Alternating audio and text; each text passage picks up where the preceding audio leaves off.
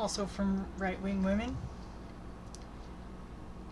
The accounts of rape, wife-beating, forced childbearing, medical butchering, sex-motivated murder, forced prostitution, physical mutilation, sadistic psychological abuse, and other commonplaces of female experience that are excavated from the past or given by contemporary survivors should leave the heart seared, the mind in anguish, the conscience in upheaval.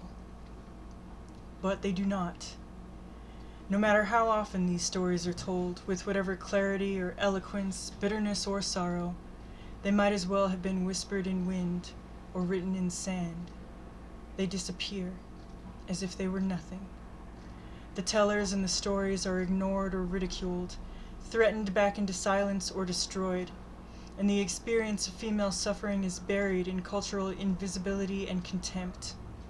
The very reality of abuse sustained by women, despite overwhelming pervasiveness and constancy, is negated. It is negated in the transactions of everyday life, and it is negated in the history books, left out, and it is negated by those who claim to care about suffering, but are blind to this suffering.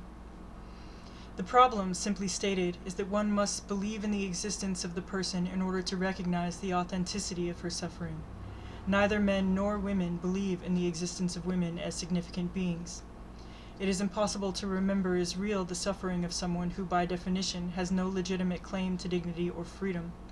Someone who is in fact viewed as something, an object or an absence.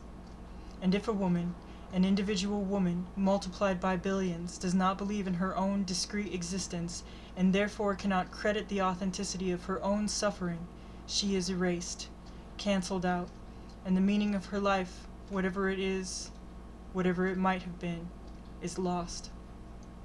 This loss cannot be calculated or comprehended. It is vast and awful, and nothing will ever make up for it.